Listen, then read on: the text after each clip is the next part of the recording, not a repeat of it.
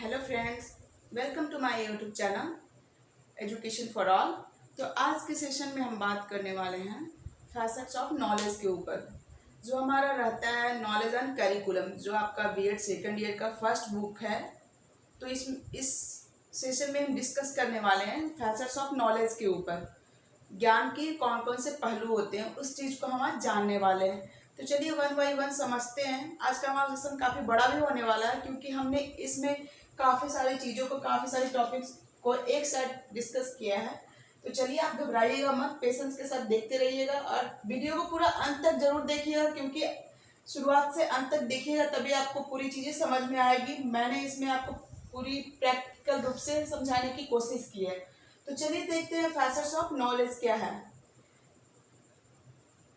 सबसे पहले हमारा आता है लोकल नॉलेज और यूनिवर्सल नॉलेज। दूसरे नंबर पे है concrete knowledge and absolute knowledge. तीसरे नंबर पे हमारा आता है theoretical knowledge and practical knowledge. Fourth number पे हमारा आता है school knowledge and out of school knowledge. तो चलिए, ये सारे हमारे फैसेट्स ऑफ नॉलेज हैं। तो हम one by one facets of knowledge को समझते हैं। ज्ञान के कौन कौन से पहलू हैं उस चीज़ को हम समझते हैं। तो चलिए देखते हैं। हमारा सबसे फर्स्ट में है लोकल नॉलेज। तो लोकल नॉलेज को हम कह सकते हैं हिंदी में क्षेत्रीय भाषा, या फिर हमारा होता है स्थानीय भाषा। वह भाषा जो हमारे क्षेत्र विशेष से, स्थान विशेष से, समाज से, जिसमें आपका स्थानीय है, जहाँ के आप रहने वाले हो प्रॉपर, जो एक छोटे से क्षेत्र से बिलोंग करता है, छोटे से संस्कृति से बिलोंग करता है, उस चीज को आप स्थानीय बोल सकते हो, क्षेत्रीय बोल सकते हो। उस क्षेत्र के अनुकूल आप रहते हो, वहाँ की भाषाओं को जानते हो, वहाँ के शिष्टाचार, वहाँ की संस्कृति, वहाँ की सामाजिक चाल चलन, रूपरेखा, व्यवहारिकता को आप समझते हो। किस तरह से लोगों से बात करनी चाहिए, आसपास के माहौल को जानते हो। तो वो ही आपका क्या कहलाता है, क्षेत्रीय भाषा। जो आप, जिसमें आप क्या करते हो, अपने क्षेत्र की चीज़ों को मतलब जानते हो। आसपास में क्या हो रहा है, किस तरीके से चीज़ें बदल रही है, क्या घटना घट रहा है, कौन कौन सी चीज़ें आपके आसपास हो रही है, क्या है, इन सब चीज़ों को आप जानते हो। हमारी संस्कृति क्या है, ये हमारा कहाँ से पता चलता है, हमारे क्षेत्र से पता चलता है कि हमारी संस्कृति क्या थी और अब क्या हो गई है।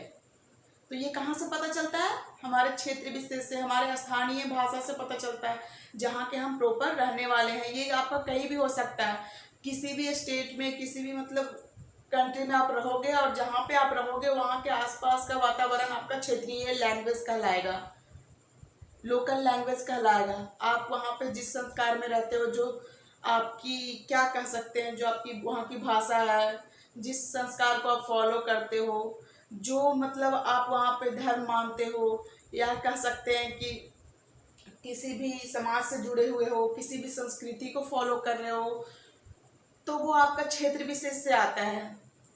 इसमें मेनली होता क्या है, तो इसमें कोई भी व्यक्ति या बच्चा आसपास के चीज़ों को देखकर सीखता है।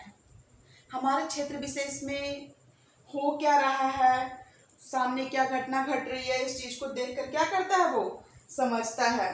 तो सबसे पहला स्तर हमारा क्या आता है, हमारा क्षेत्र विशेष है, जिसमें हम क्या करते हैं, चीज़ों को सीखते हैं, प्रैक्टिकली देखते हैं करते हुए। जैसे हमारे बच्चे जब स्कूल जाते हैं, तो वहाँ पे उनसे कोई भी क्या संस्कृति के बारे में मतलब सिखलाया जाता है या दिखाया जाता है कि देखो बेटा, इस प्रकार की हमारी ओणम पर्व मनाई जाती है, या फिर इस तरह से होली मनाई जाती है, तो वो इस तरह से दिवाली मनाई जाती है। तो वो क्या एक छोटी छोटी एक्टिविटी के द्वारा दिखाते हैं, बिल्कुल दिखाते हैं। लेकिन मेनली होता क्या है, जो हमारा संस्कार है, हमारी संस्कृति है, हमारा भाषा है, उसमें हम आधे से ज़्यादा चीज़ को खुद ब खुद सीख लेते हैं, उस माहौल में रह करके, उस क्षेत्र विशेष में रह करके सीख लेते हैं। बशर्ते होता ये है कि जो हम क्षेत्र विशेष में सीखते हैं, जो हम अपने स्थानीय भाषा में या फिर हम अपने स्थान विशेष में सीखते हैं, जहाँ पे हम रह रहे हैं उस जगह पर रह कर सीखते हैं, वो बोलने का और करने का ढंग अलग हो सकता है, बट चीज़ें वही होती है जो हम एक मॉडरेट युग में, ये मॉडरेट समाज में करते हैं, या फिर कहीं पे अच्छे, जो अच्छे क्या कह सकते हैं, जैसे प्राइवेट स्कूल वगैरह हैं, तो उसमें क्या है, चीज़ों को छोटे रूप में दिखाते हैं, वो कार्टून के जरिए बनाकर दिखाते हैं, ये चीज़ करते हैं, वो चीज़ करते हैं, कई तरीके से एक्टिविटी कराते हैं, तो वो एक्टिविटी के द्वारा चीज़ों को सिखा रहे हैं। लेकिन वो जो बच्चा क्षेत्र विशेष से बिलोंग करता है, वो उस संस्कृति को ऑलरेडी देख चुका है, उस संस्कृति से वो अवगत है, तो वो हमारा क्या कहलाता है, क्षेत्रीय भाषा कहलाता है। या कोई भी व्यक्ति या कोई भी बच्चा वो क्या करता है कि सिर्फ भौतिक और प्राकृतिक परिवेश से ही नहीं सीखते हैं, इसमें वो सामाजिक और सांस्कृतिक परिवेश से भी अपने ज्ञान को बढ़ाते हैं। तो स्थानीय भाषा हमारा वह भाषा है जिसमें हम अपने क्षेत्र विशेष की, स्थान विशेष की संस्कृति, वेशभूषा, चाल चलन, परिवेश को सीखते हैं, उस भाषा को सीखकर ज्ञान को अर्जित करते हैं। हमारे विद्यालयों में लोकल लैंग्वेज को प्राथमिकता देनी चाहिए, क्योंकि जो चीज़ें हमारी लोकल लैंग्वेज में सीखी जाती है उसे आप स्कूल में करा कर देखते हो, तो उसे आप और अच्छे ढंग से करवा सकते हो। बच्चा वो खुद ब खुद जानता है सारी चीज़ों को, लेकिन आप एक अनुशासन बनाते हो। स्कूल क्या करता है, स्कूल क्या करता है, एक अनुशासन बनाता है, एक सीमा बनाता है, एक नियम बनाता है कि आपको इस तरीके से करना है, इस संस्कृति को इस तरीके से माननी है, इस तरीके से फॉलो करनी है, इस भाषा को इस तरीके से आगे बढ़ाना है। लेकिन वो बच्चा खुद ब खुद अपने स्थानीय परिवेश से सीख कर आता है, तो हमें स्थानीय भाषा को भी प्राथमिकता उतनी ही देनी चाहिए। तो चलिए अब आगे देखते हैं हम यूनिवर्सल नॉलेज। यूनिवर्सल नॉलेज किस प्रकार लोकल लैंग्वेज का विपरीत है या नहीं है, इस चीज को हम समझते हैं। तो यूनिवर्सल नॉलेज हमारा वह नॉलेज है जो सार्वभौमिक होता है। वो क्या होता है, सार्वभौमिक होता है, सबके लिए होता है। यूनिवर्सल का मतलब ही हुआ सबके लिए। ये क्या था, एक क्षेत्र विशेष तक ही सीमित रहता है। आप जो लैंग्वेज बोलते हो या फिर अपने क्षेत्र में, या फिर किसी समाज से बिलोंग करते हो, किसी धर्म को मानते हो, या फिर किसी संस्कृति को फॉलो करते हो, तो आप अपने क्षेत्र विशेष तक ही सीमित रखोगे लोकल लैंग्वेज में। लेकिन यूनिवर्सल नॉलेज क्या है, यूनिवर्सल नॉलेज सबके लिए है। ये कहीं पे किसी के लिए भी चेंज नहीं हो सकता है, ये सार्वभौमिक है। आप इसकी कोई समय सीमा नहीं रख सकते, या कोई देश या राज्य को या किसी भी क्षेत्र को बांट नहीं सकते हैं। इसमें क्या होता है कि ये समय और देश या कोई भी सीमा से परे होता है। इसमें आप किसी भी चीज को निश्चित करके नहीं रख सकते कि हाँ ये यूनिवर्सल नॉलेज ना यहीं तक सीमित है, आगे वो कोई और यूनिवर्सल नॉलेज को बदल सकता है, या फिर वो बदल जाएगा। या आप कोई चीज सोचते हो कि पूर्व सूरज में उगता है, सूरज पूरब में उगता है, तो ये बदल नहीं सकता। ये हमारे वैसी चीजें जो सबके लिए हो, वैसे नियम जो सबके लिए हो, वो हमारा यूनिवर्सल है, जिसे कभी भी कोई भी नहीं बदल सके। जैसे लोगों का मरना तय है, इंसान मृत्यु के लिए ही बने हैं। अगर वो जन्म लेते हैं तो उनकी मृत्यु निश्चित है। तो किसी भी विद्वान या किसी भी देव के कह देने से ये नहीं होगा कि आपकी मृत्यु टल जाए, आप नहीं मरोगे, ऐसे नहीं हो सकती। तो ये क्या है, यूनिवर्सल है। पृथ्वी गोल है तो आपके कहने से चपटी नहीं हो जाएगी। थर्ड में हमारा देख सकते हो कि किसी भी या फिर पेड़ से पत्ते गिरते हैं, तो ये गिरते ही है, अन्यथा आप कह दोगे कि ये पेड़ से पत्ते ना गिरे, या पेड़ से पत्ते नीचे क्यों गिरते हैं, ऊपर क्यों नहीं जाते हैं, तो आपके कहने या किसी और के कहने के कारण ये बदल नहीं जाएगी। ये हमारा जो यूनिवर्सल है, सबके लिए है, वो सबके लिए रहेगा, ये हमारा कभी भी बदलेगा नहीं। तो ये यूनिवर्सल नॉलेज ऐसी नॉलेज है जो हमारे किसी क्षेत्र विशेष तक सीमित ना रह करके, ये हमारा किसी समय सीमा तक, किसी देश तक सीमित न रह करके, ये पूरे ब्रह्मांड के लिए है। जितने भी इस ब्रह्मांड में, इस संसार में लोग रहते हैं, जो भी हैं, उनके लिए है ये सबके लिए है, सबको मानना अनिवार्य होगा। तो ये हमारा यूनिवर्सल नॉलेज कहलाता है, जो किसी समय सीमा तक सीमित नहीं है, जिसे बदला नहीं जा सकता। इसे चेंज नहीं कर सकते हो। एक ऐसी, इसे रिसर्च करने की ज़रूरत नहीं होती है, ये ऑलरेडी पहले से रिसर्च किया हुआ होता है, तभी एक सच्चाई के रूप में बाहर आती है। अगर आप कहते हो कि हाँ समुद्र का पानी सूख जाए, तो वो सूखने वाली नहीं है, आपके कहने से नहीं सूखेगी। या फिर आप कह दोगे कि हाँ मैं आज के बाद कभी नहीं मरूंगी, तो ये भी नहीं होने वाली चीज़ है। ये सच्चाई है, आप मरोगे तो मरोगे, आपका मरना तय है। तो ये हमारा लोकल लैंग्वेज हुआ, दूसरा हमारा यूनिवर्सल नॉलेज हुआ। तो चलिए आगे देखते हैं हम concrete knowledge and absolute knowledge. Concrete knowledge क्या है हमारा? मूर्त ज्ञान है। कॉन्क्रीट नॉलेज क्या है हमारा? मूर्त ज्ञान है। ये किस पे निर्भर करता है? ये हमारी ज्ञान इंद्रियों पर निर्भर करता है। इसमें हम क्या करते हैं? हम अपनी इंद्रियों से देखते हैं, सोचते हैं, समझते हैं, चीजों को करके देखते हैं, महसूस करते हैं। तो ये क्या है? हमारा इंद्रियजन अनुभव है। इसमें हम मूर्त चीजों को करते हैं। कॉन्क्रीट का मतलब होगा मूर्त, जिसमें आप देख कर करते हो, किसी चीज को करके सीखते हो। तो ये हमारा मूर्त नॉलेज के अंतर्गत आता है, जिसमें आप चीजों को कर रहे हो। विद्यालय में क्या करते हैं टीचर्स? छोटे छोटे एक्टिविटी करवाते हैं उनसे, छोटी छोटी चीज़ों को पेस्ट करने के लिए देते हैं, ताकि वो क्या एक्टिविटी के जरिए किसी भी चीज़ को जल्दी सीखें। बोर्ड पे ये जैसे ऐसे बोर्ड पे वो पढ़ाते हैं, तो काफ़ी सारी चीज़ों को यूज करते हैं, मार्कर यूज करते हैं, चार्ट पेपर यूज करते हैं, कई भी तरीके की पेंसिल्स को, कलर्स को यूज करते हैं। तो वो क्या करते हैं? देख कर मूर्त चीज़ों को दिखाकर, जो उन्हें समझ आ सके उस चीज़ को दिखाकर क्या करते हैं? वो समझाते हैं, ताकि बच्चा क्या करे? आसानी से सीख सके। और इस सीखने के अनुभव के आधार पर वो अपनी कल्पना को और आगे बढ़ा सके। किसी भी चीज़ को अगर आपको बोले, अगर या किसी बच्चे को हम बोलते हैं कि देखो देखो बेटा ये क्या जा रही है? डॉग जा रही है, देखो इसके 4 पैर हैं, 4 लेग्स है इसके। तो वो क्या करेगा? वो तुरंत के तुरंत अपने माइंड में अप्लाई करेगा, तुरंत सीख लेगा उस चीज़ को कि ये डॉगी है, ये कुत्ता है। लेकिन बिना दिखाए आप उसे बताओ तो क्या वो चिंतन कर सकता है? नहीं चिंतन कर सकता।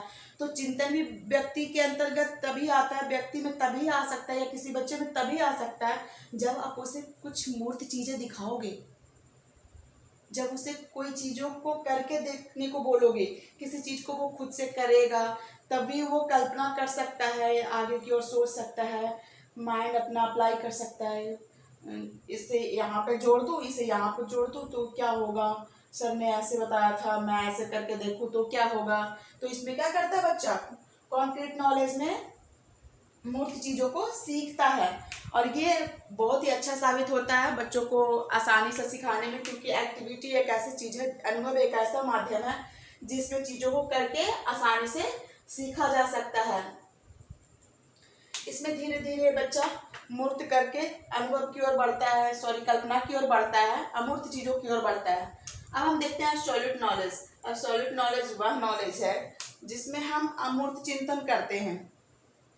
अमूर्त चिंतन से हमारा मतलब है आप अपना थेसिस लगाते हो, सोचते हो, विचारते हो किसी चीज़ के बारे में कि हाँ ये और क्या हो सकता है। अगर आपको समुद्र दिखाया जाए और बोला जाए कि जब समुद्र में तूफान उठेगा तो क्या होगा, बस इतना बोलते ही क्या करोगे? आप अपनी कल्पना लगाने लगोगे, यार क्या हो सकता है? सारा पानी, मतलब समुद्र में जब तूफान आएगा, तो पिछली बार जब आया था तो हमने न्यूज़ में देखा था, इस तरीके की तबाही मची थी। तो वो ना वो पिछली बार के जैसे इस बार भी कुछ ऐसा होगा तो क्या होगा? बहुत लोग मरेंगे, बहुत बड़ी महामारी आएगी, बहुत बड़ा, मतलब एक कह सकते हैं ऐसा सैलाब आएगा जिसमें धन जन और सब चीज़ों की हानि होगी। कोई भी चीज पूर्ति करने योग्य नहीं रह जाएगा। तो ऐसे में वो क्या करता है? अपना अमूर्त चिंतन करता है, आगे की ओर सोचता है। आप किसी चीज को दिखाए और उसके जैसे, उसने जैसे किसी चीज को आपने दिखाया तो उसने क्या किया? अपना कल्पना बना लिया कि हाँ हो सकता है उसके। आपने घर बैठे ही आप किसी बच्चे को बोला कि जंगल में बहुत सारे शेर रहते हैं, बाघ रहते हैं, हाथियां रहती है, तो वो क्या करते हैं? बहुत डरावनी होती है। तो बच्चे ना अपना माइंड अप्लाई कर रहे हैं, सोच रहे हैं कि किस तरीके से वो, अगर हम जंगल में जाएं तो कि कैसे हमें काट लेगी या हमें मार डालेगी या पेट फाड़ डालेंगी, क्या करेंगी वो, कैसे हम जंगल से निकल पाएंगे, नहीं निकल पाएंगे, या कुछ भी एक्सेट्रा। तो वो उस चीज़ के बारे में मूर्त चिंतन करते हैं कि उनके कितने दांत होते होंगे, कितनी मतलब पूंछ होती होंगी, वो कैसे दिखते होंगे, उनके भी 4 पैर होते होंगे बिल्कुल डॉगी जैसे। तो वो क्या कर रहे हैं, अमूर्त चिंतन कर रहे हैं, एब्सोल्यूट नॉलेज को अप्लाई कर रहे हैं। तो हम ग्रंथों में जो देखते हैं, जो हम दर्शन शास्त्रों में पढ़ते हैं, उस चीज़ पे भी हम अपना थेसिस लगाते हैं। जो हम पवित्र ग्रंथों में, किसी भी धर्म से रिलेटेड ग्रंथ हो या कोई भी चीज़ हो, वैसे जो हम सिद्धांत के रूप में पढ़ते हैं, उस पर हम क्या करते हैं, कल्पना करते हैं, सैद्धांतिक रूप से सोचते हैं। तो उसमें हम क्या करते हैं, अमूर्त चिंतन करते हैं, सोचते हैं किस तरीके से रामायण का पूरा कथा किया गया होगा, या फिर रामायण का कांड कैसे कैसे हुआ होगा, किस तरीके से राम जी दिखते होंगे, कैसे सीता हरण हुआ होगा। ये चीज़ें क्या है, अमूर्त चिंतन के अंतर्गत आता है। आप नहीं देखे हो, बस पढ़ने के आधार पे अपनी थीसिस को अप्लाई कर रहे हो, तो ये क्या है, अमूर्त चिंतन के अंतर्गत आता है। तो चलिए, हमारा कॉन्क्रीट और एब्सोल्यूट तो खत्म होता है। तो अब आगे स्टार्ट करते हैं theoretical knowledge and practical knowledge. Theoretical knowledge वैसा नॉलेज है, वैसा ज्ञान है जो आपको सैद्धांतिक रूप से मिलता हो, सिद्धांत के माध्यम से मिलता हो, जो आपके विद्वान शास्त्री, गणितज्ञ शास्त्री, इतिहास जो लिखने वाले होते हैं, इतिहासकार लोग, या कह सकते हैं दर्शन शास्त्री, लोक शास्त्री, ये जो हैं, इन्होंने क्या दिया, थ्योरी दिया, सिद्धांत दिया। और ये सिद्धांत हमें बुक्स में, न्यूज़पेपर में, लोक कथाओं में, सब जगह पे, या फिर आप कह सकते हो ग्रंथों में, कुरान में, बाइबल में, या कहीं भी कोई भी पवित्र ग्रंथ हो, महाभारत के कांड में। तो ये क्या है, आप थियोरेटिकल सीखे, थियोरेटिकल पढ़े, तो इन सब चीज़ों को आप थ्योरी के रूप में पढ़ते हो, जो आपको न्यूज़पेपर से मिल जाए, जो आपको लोक कथाओं से सीखने को मिल जाए, जो आपको पवित्र ग्रंथों से सीखने को मिलता है, किताबों के माध्यम से मिलता है। तो ये क्या है, हमारा थियोरेटिकल नॉलेज के अंतर्गत आता है। थ्योरी के रूप में हम पढ़ते हैं और उसे अपने जीवन में अप्लाई करते हैं। तो हम थियोरेटिकल, बस सिर्फ इसमें फ़र्क क्या है कि थियोरेटिकल नॉलेज में हम थ्योरी के रूप में पढ़ते हैं और अपनी कल्पना शक्ति को बढ़ाते हैं कि किस प्रकार से उसने इस चीज़ को किया है।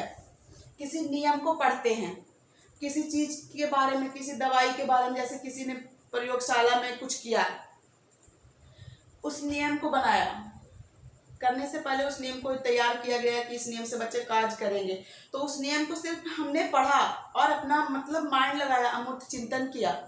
तो ये हमारा थियोरेटिकल नॉलेज के अंतर्गत आया, जिसमें हम थ्योरी को पढ़कर सिर्फ पढ़कर रह जाते हैं और अपना सिर्फ कल्पना ही आगे बढ़ा पाते हैं, कल्पना के जरिए ही हम चीज़ों को आगे सीख पाते हैं।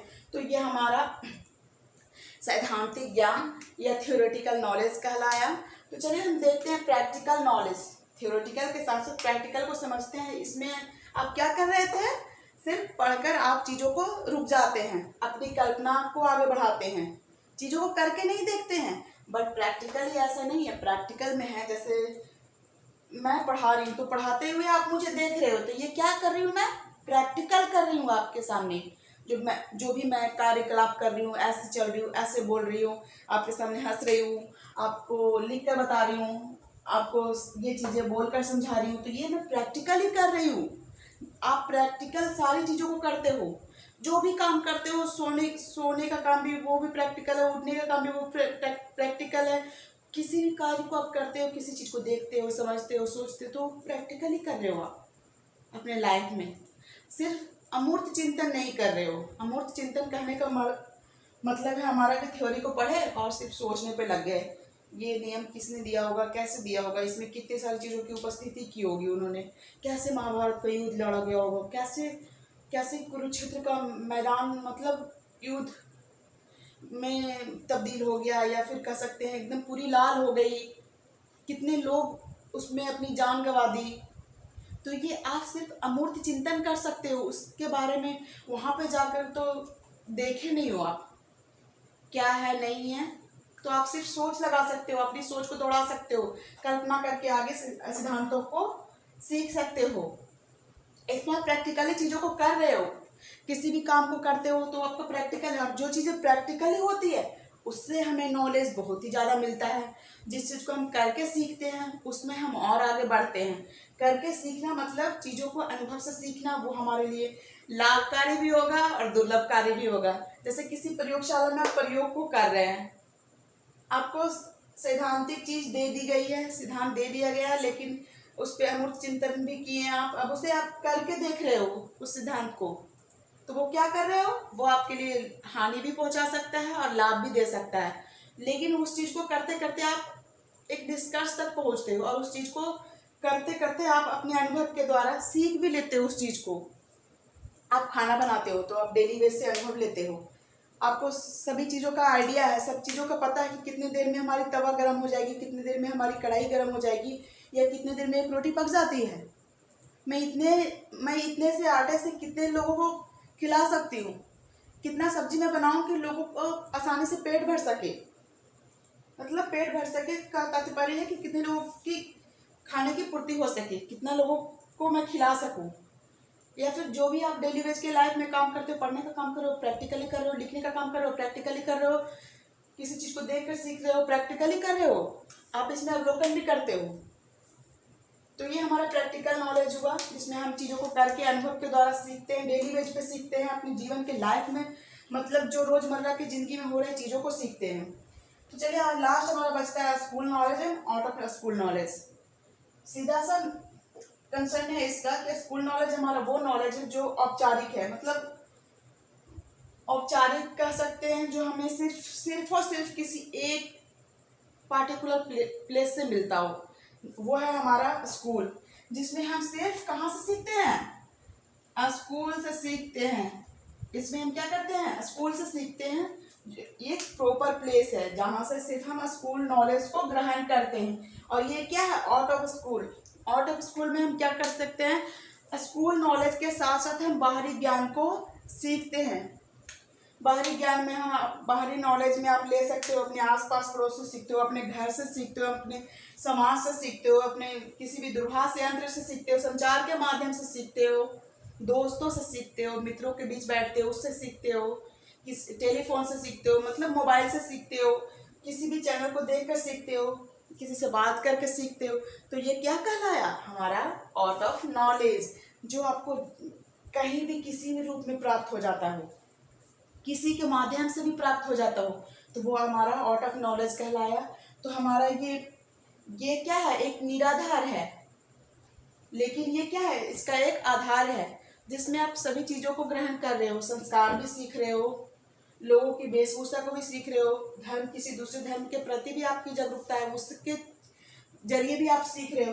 तो हम क्या करते हैं, स्कूली नॉलेज को बाहरी ज्ञान से जोड़ते हैं। और जब आप अपने स्कूली ज्ञान को, किताबी ज्ञान को बाहरी ज्ञान से जोड़ दोगे, जो आप स्कूल में पढ़कर निकले हो, स्कूल में पढ़कर निकले हो कि लोगों से कैसे बात करनी चाहिए, अगर नैतिकता के बारे में आपने पढ़ा है अपने क्लास में, सर ने बताया आपको कि नैतिकता नहीं होगी तो लोग आपको इज्जत नहीं देंगे, या फिर ये गलत चीज़ें होती है, नैतिकता लोगों में होनी चाहिए। और वही चीज़ें आप आउट ऑफ स्कूल या कहो आउट ऑफ नॉलेज के अंतर्गत, जो आप बाहर की दुनिया में स्कूल से बाहर जाकर आपने उस नैतिकता को ग्रहण किया, देखा कि लोगों से कैसे बात करनी चाहिए, जो अच्छे से बात नहीं करते उनको किस नज़रिए से देखा जाता है, जो अच्छा कार्य नहीं करते उनको किस नज़रिए से देखा जाता है।